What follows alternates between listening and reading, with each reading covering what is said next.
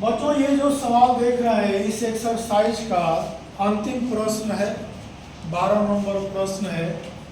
इसमें दिए गए चतुर्भुज का नामकरण नहीं किया गया है, सिर्फ आकृति के रूप में बताया गया है और कह रहा है कि आप इसका क्षेत्रफल निकालें और ऊंचाई या शीर्ष लंब निकाल दें क्या। लेकिन इस चतुर्भुज में कुछ भुजाओं की लंबाई दी गई है। जैसे देखेंगे आप चतुर्भुज ABCD में AB भुजा की लंबाई 22 मीटर दिया हुआ है, DC भुजा की लंबाई 10 मीटर, AD भुजा की लंबाई 10 मीटर, CB की लंबाई 10 मीटर, PB की लंबाई 12 मीटर। तो CB की लंबाई भी 10 मीटर होगा क्योंकि यह एक समानांतर चतुर्भुज की रचना हो रहा है। समानांतर चतुर्भुज की तरह आकृति है, आमने सामने की भुजाएं बराबर और समानांतर हो रही है, इसलिए CB का मान 10 सेंटीमीटर होगा या मीटर होगा क्या।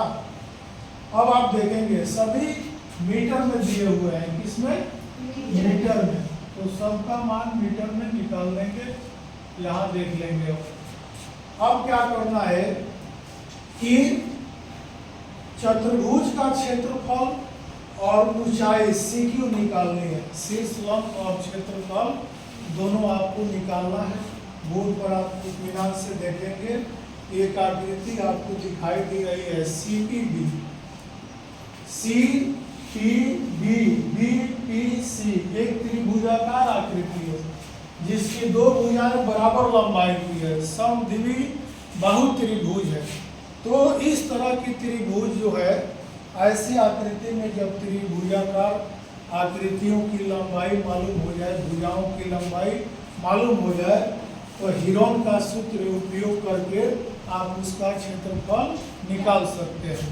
यहाँ देखेंगे उसके लिए आपको अर्ध परिमिति निकालनी है। अर्ध परिमिति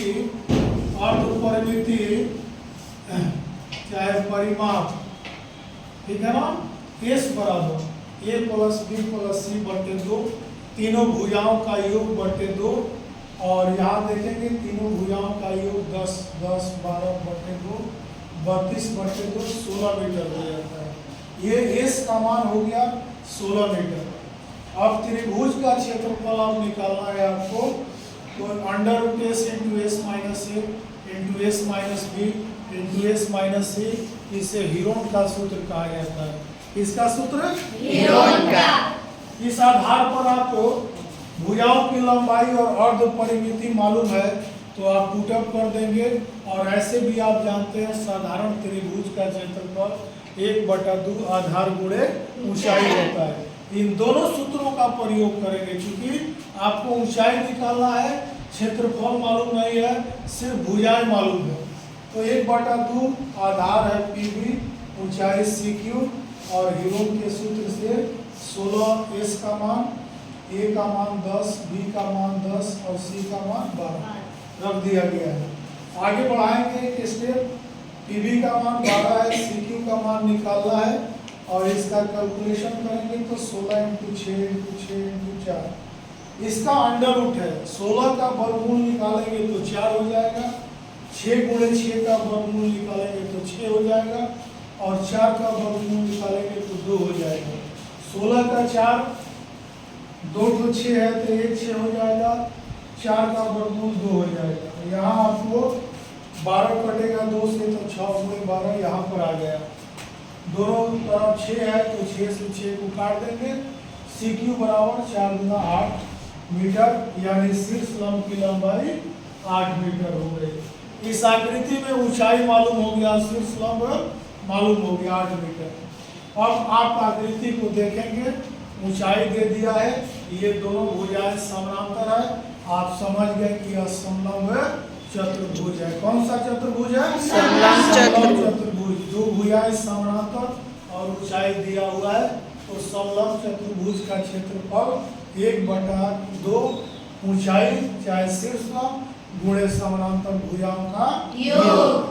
1/2 ऊंचाई 8, समानांतर भुजा में AB और CD है, 22 प्लस 10 यानी कि यह कट जाएगा, 2 से 8 4 हो जाएगा, और 32 में 4 से गुणा करेंगे 128 मीटर स्क्वायर।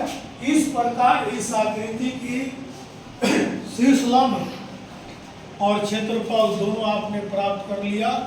इस तरह से अगर किसी तरह का सवाल आपके सामने आता है तो आप बिना झिझक बिना डरे हुए आसानी से हल करेंगे। आज की सेवा बंद।